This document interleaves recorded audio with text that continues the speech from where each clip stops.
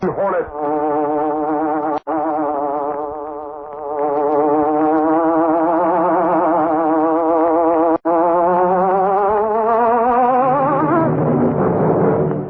He hunts the biggest of all game, public enemies who try to destroy our America.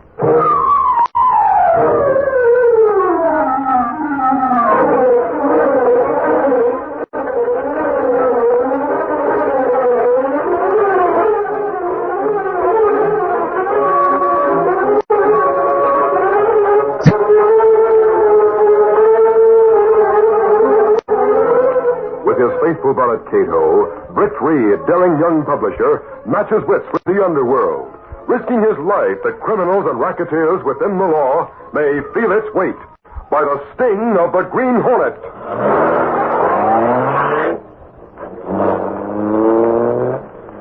Ride with Britt Reid in the thrilling adventure, Murder for Sale. The Green Hornet strikes again.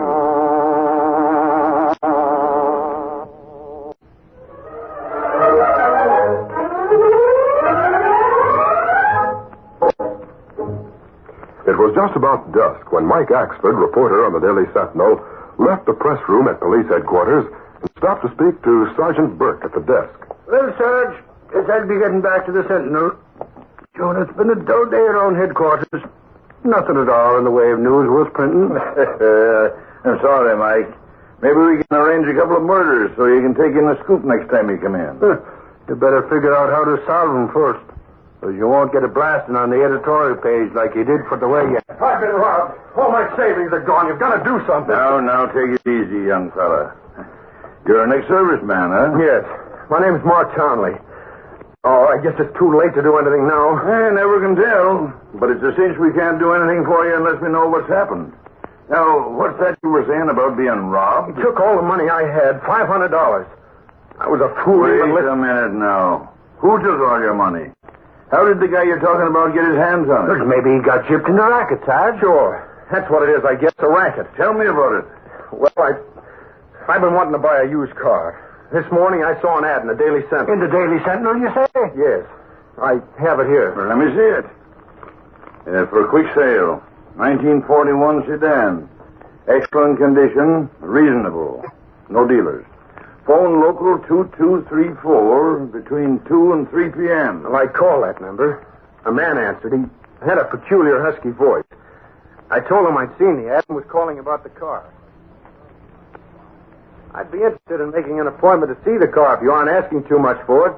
Frankly, the asking price will depend on whether I can make a cash deal, Mr. My name's Townley. I recently got out of the service and I have some cash. But of course, if you're going to be... What much of a cash payment could you make, Mr. Townley? Well, I have $500 at the bank. I didn't intend to use all of it. This car's in perfect condition. I was hoping to get around 800 cash for it. But if you put down 500, I guess we can make terms for the balance. Are you interested? Well, I could meet you in front of my apartment house where the car is parked, say, a little after 4, if you care to look at it. Well, all right. I'll get the money and bring it with me in case we make a deal. Where shall I come? It's the Richland Apartments, corner of 3rd and Warren. I'll be right out in front watching for you. I'll be wearing a gray top coat and a black slouch hat. All right. I'll be there a little after 4. If the car's in as good condition as you say, I'm sure we can make a deal on it. So you went to meet the guy in front of the Richland Apartment? Yes, sir. I took my $500 with me. So what happened? Well, he was waiting. A big guy with a husky voice. Friendly sort of chap, too. He said he was sorry to disappoint me, but that someone else had called after I did who had the full amount in cash. So he sold them the car. Sort of a dirty trick, though. But what about losing your money? Well, he insisted we go to a nearby bar for a drink, just to show there was no hard feelings. So I went with him. We sat in the booth. He got 2 drinks after I drank mine. Well, I passed out. When I came to, he was gone, and so was my $500. Knockout drug. A dirty crook. Then you came right here? No. I went to the Richland Apartments. I didn't know his name, but when I described him, the desk clerk said there was no one living there who answered that description. Well, what about the phone number in the ad? I called that number again and found out that it's a payphone in a large drugstore. I knew it was a racket. You've got to find that guy and get my dough back. It's all I have. We'll do all we can, son, but I can't make any promises. We haven't really much to go on. I'll get some of the boys on the case right away, and we'll hope for the best. A short time later, Axford was in the city room of the Daily Sentinel talking to Britt Reid, young publisher of the Sentinel, and to Gunnigan, the city editor. It's a dirty shame that XGI was taken in like that and lost all his dough. You say the ad he answered was in the Daily Sentinel? That it was, Reid. The Sentinel can't be blamed, Chief. Our classified section is always on the lookout for phony ads. But it ain't always easy to spot them. I know, Gunnigan. But from now on, we can keep a closer watch on individual car ads. Sarge already called the classified and told him to be on the lookout for a big guy with a husky voice in case he comes in to put in another one of them ads. Axford, you might do a little investigating on your own. In what way, Reid?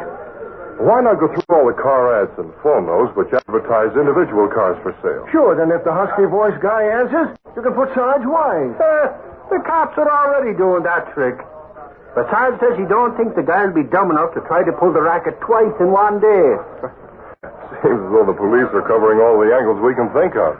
Pretty smart down there at headquarters, Reid. I know. Well, let's hope they get a lead to that racketeer before he does get a chance to cheat another XGI. All crooks make a slip sooner or later. And to my way of thinking, that racketeer will make a slip, too, that'll get the cops on his trail. Well, I hope so. The city's full of rackets directed at the returned servicemen. The sooner we can weed them out and get them behind bars, the better. I'll be interested to know if the police do catch the men who robbed that soldier, Axford. Be sure to let me know if they turn up anything at headquarters. Okay, Reid. Meantime, we'll get out an editorial warning all ex-servicemen to be on the watch for rackets. And particularly that one dealing in the sale of a used private automobile. Good idea, Chief. Something's got to be done to stop those vicious crooks once and for all.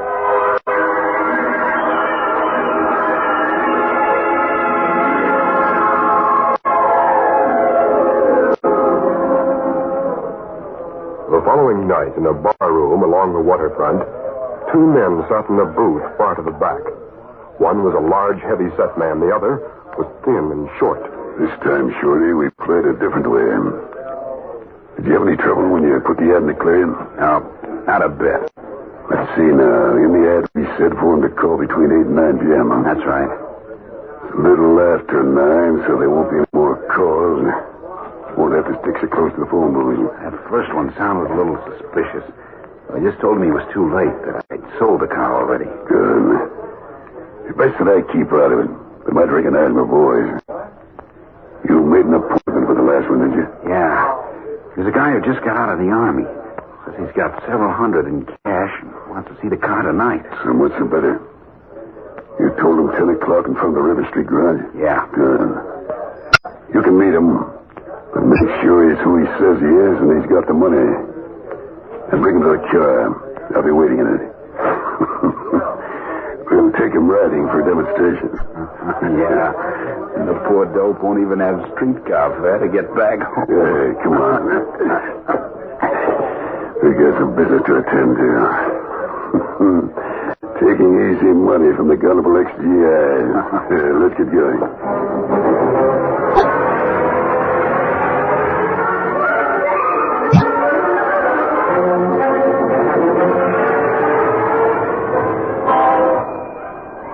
Soldier, I didn't intend to show my car tonight, but you seem to be so anxious. I didn't want to let someone else beat me to it.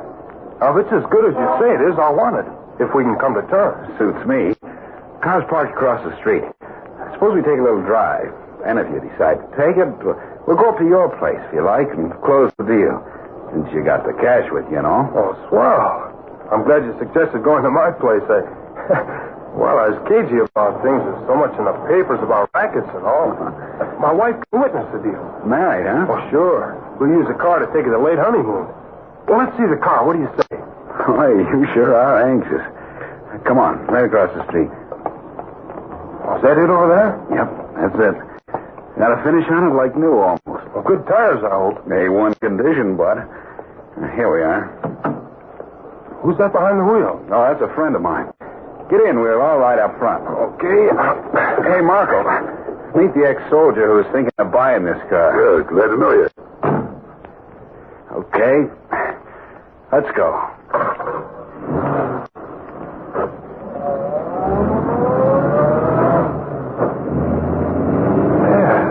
pretty good. Runs smooth, all right. Yeah. Well, you needn't drive too far off the river road. I'll take it, all right. You can turn left and head for my place on West End. You didn't turn left. You have to stop and turn around to get... We aren't stopping, soldier. What's that? You heard him. We ain't stopping. Not for a while. Yeah? Well, I say you're stopping right now. Get away from that bridge. You might have wrecked us. I'll wreck you all right if you try any funny business. I'm beginning to get this now, and I don't like it. I'm getting out. Oh, yeah? Well, you're not... Let him out, Shorty. Okay. Come on. Get out if you're gonna. I'm getting out. I'll remember you two guys. You can bet on that. Whatever your game was, I didn't... Okay, Shorty, give it to him. Right. Good thing I did. You asked for this, buddy.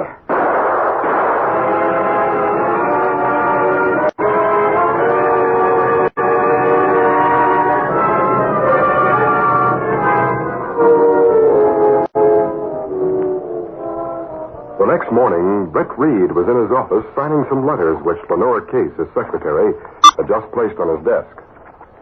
There. There's the last one, Miss Case. I'll get them right out. All three of those letters are very important. Good thing I have you around here to keep me after about things like that. Oh, it's so nice to be appreciated. See that it doesn't go to your head. Oh, don't worry. By the way, don't forget to dictate a letter to that... Hey, we just got some headline news. Oh, that man is in again. Shut up, Casey. This is nothing to be funny about. What's happened, Axford? An ex-soldier who was still wearing his uniform was found this morning out on River Road, Reed. Oh, really? Aren't soldiers supposed to be seen on River Road?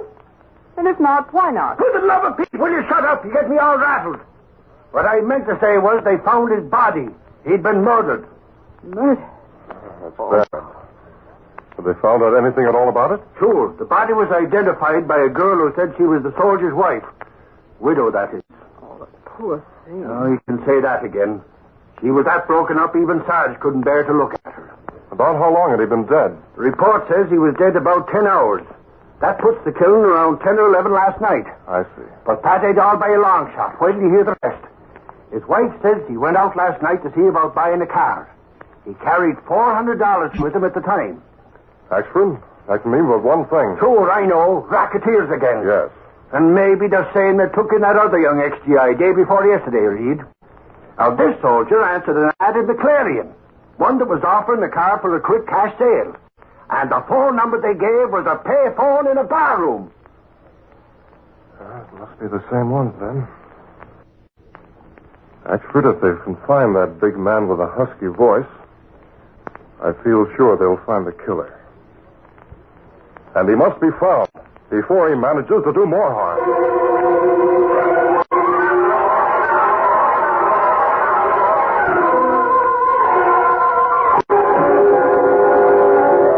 We'll continue our Green Hornet adventure in just a moment.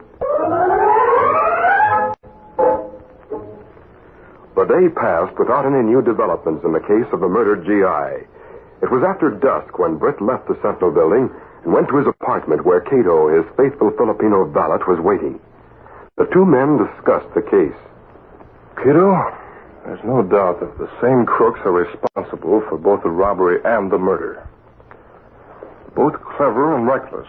Or they wouldn't have attempted to use the second ad so soon after the first. The papers say police not get any clue to killers. That's right. Yeah, but there must be some way to get a lead on them. I've been trying all day to think of an angle that might do the trick. You not think of anything, Mr. Britt? Nothing I'd be willing to count on.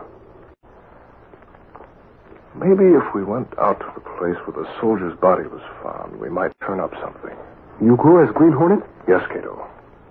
If we do find anything, we may have to act fast. Let's get going.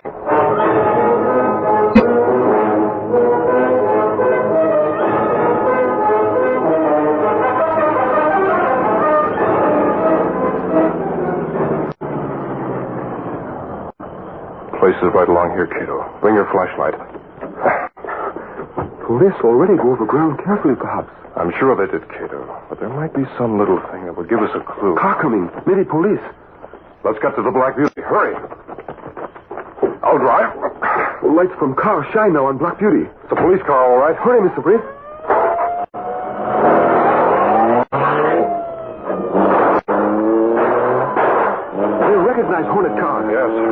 smoke screen throttle. I want to loosen in a hurry. Yes, sir. There. The smoke pouring out now. Good. They can't follow us far through that. Too bad we're not no police on River Road. Now we're not able to search scene of murder. But I did know the police were patrolling that road, Kato. Expert told me they were. Then why you take chance of going there? Because I wanted them to see the Hornet at the murder scene. Why not understand, Kato?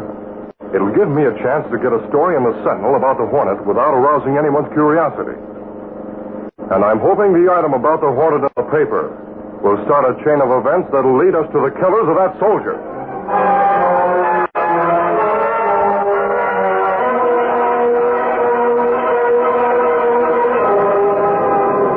Britt and Kato returned to the apartment and waited until they heard a radio newscast about the Green Hornet being sighted at the murder scene. Then Britt put through a phone call to Gunnigan at the Sentinel. Gunnigan, I just heard about the Hornet over the radio. Yeah, Chief, the rewrite desk are doing the story on it. In my opinion, Gunnigan, the Hornet may have been after those racketeers. And he could have gone to the scene of the crime because he knew they left some definite clue there. I got the idea that maybe he was in with them, Chief. What makes you think that he might have been after him? Oh, just that the Hornet seems to follow a definite pattern, Gunnigan, the way he works. If someone interferes with one of his rackets or double-crosses him, he gets after them and puts them out of circulation by leaving them for the police. Anyway, that's the way it seems to me. Yeah, come to think of it, you're right, Chief. We'll fix that story up with a bit of your ideas. Do as you think best, Gunnigan. And if anything turns up, call me. Okay, Chief. Goodbye. Goodbye. Well, Kato, it may take a little time, but somehow I have a feeling we'll hear something more about those racketeers within the next 24 hours. Maybe then the Green Hornet can really go into action.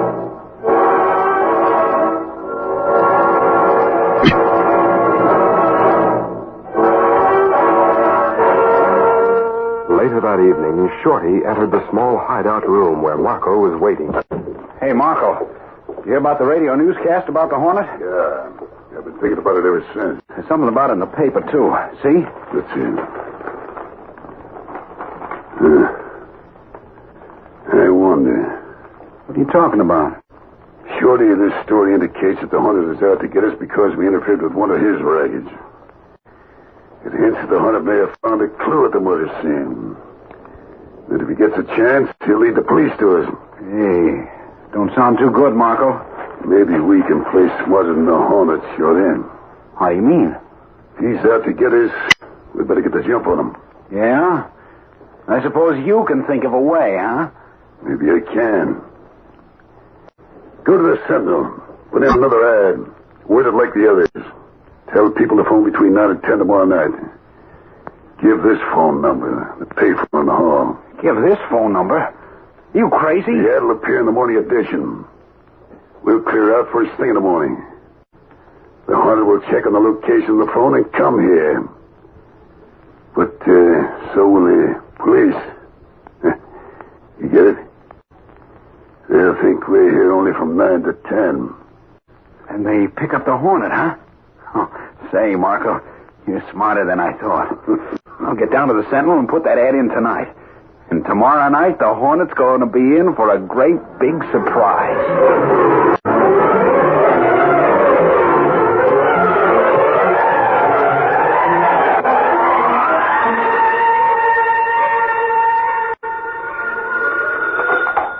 Hello?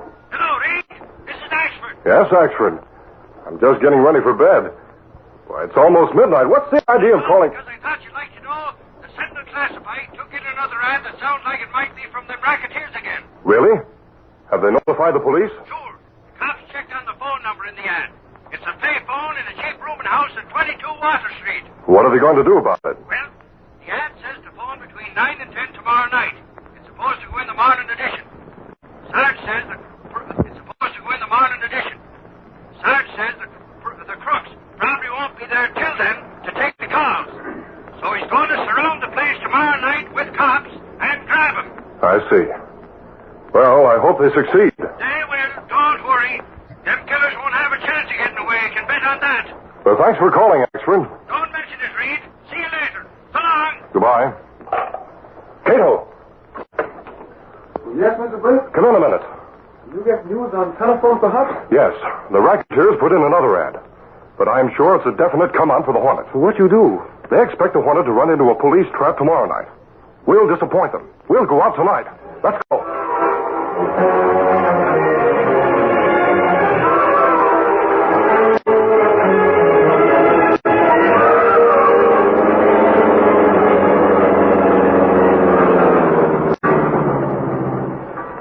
There, number 22. Front door open. There's dim light in hallway. Yes. It's a cheap rooming house. Probably a lot of underworld characters living there. Well, how we find men we look for? It's possible, of course, they don't live here, but we'll find out. You go in that hall and get the number of the payphone. Then go to the corner drugstore and call that number. Yes, sir. I'll move the Black Beauty into the shadows down there and wait. Now listen. I'll tell you just what you're to say when someone answers that.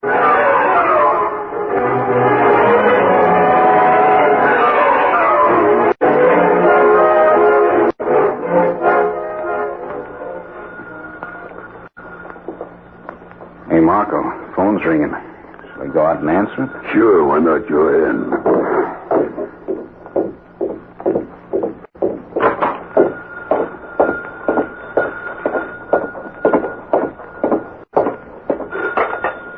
Hello? I want to talk to a man who lives there. He's a big man with husky voice. Nobody like that lives here, buddy. Who are you? My friend called to tip him off. Police come to look there for him tonight. Sorry I get wrong number, perhaps. Goodbye. Hey, wait a minute.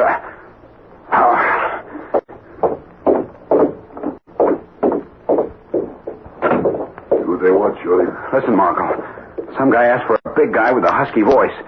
Says the cops are coming here tonight to look for him. Big guy with a husky. Say, I don't know who called, but he means you. We gotta scram out of here while we got a chance. We're leaving here right now.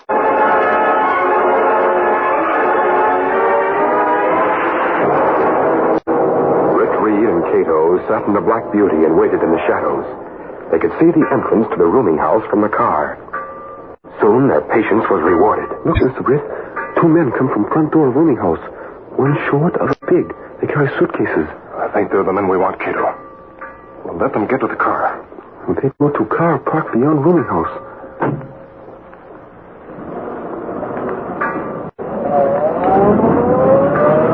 All right, Kato. There they go toward River Road. Follow them and hurry.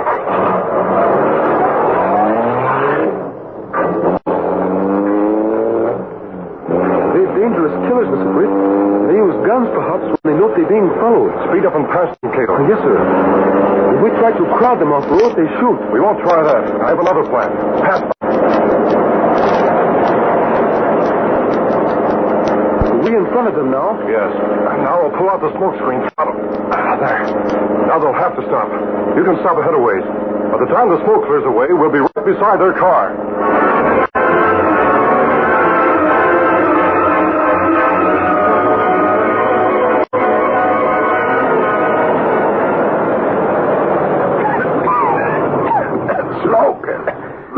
See the drive. Yeah, we'll have to wait the blows away. That other car there. Get out, you! What the? That's a Green Hornet. You not use that again. You're big, and your voice is husky. I'm convinced you're the killer we want. Sure, you pull a fast one now, Hornet. You won't get away with it. Heavy hitter, eh? We'll try this. Wait, Hornet. I had enough. Take a bit of gas, big boy. This little man's tough, but he's not tough enough. You double-crossing, funny dogging skunk. Need help? That's no trick, I think. Good work. Now we'll put them in their car. I'll drive the Black Beauty. You drive them. What we do with them? Park them right in front of police headquarters. Then you can phone and tell the police where they are. Let's get busy.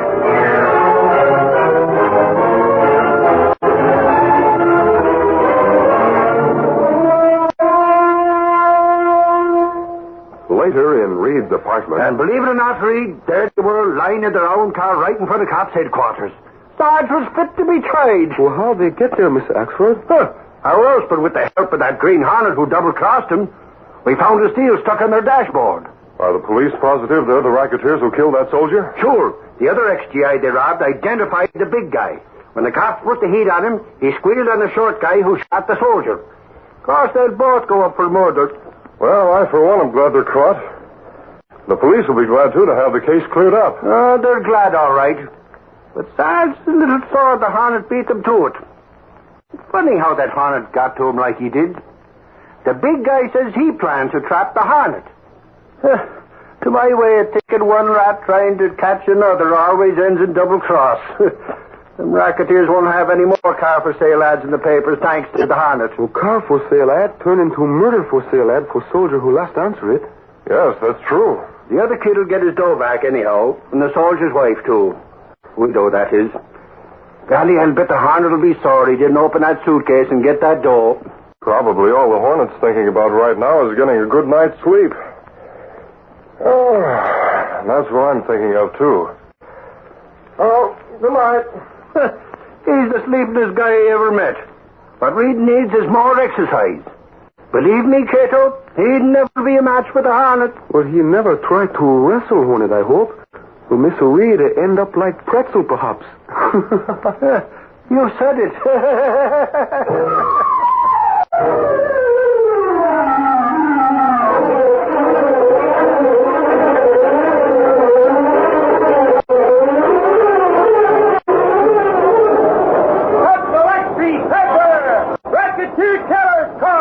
Green Hornet implicated! Read all about it! Green Hornet still at large! That's the Lexi Teller!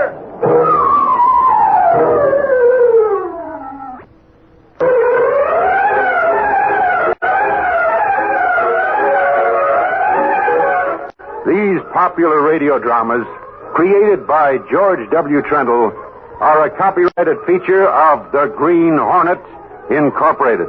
All characters, names, places, and incidents used are fictitious.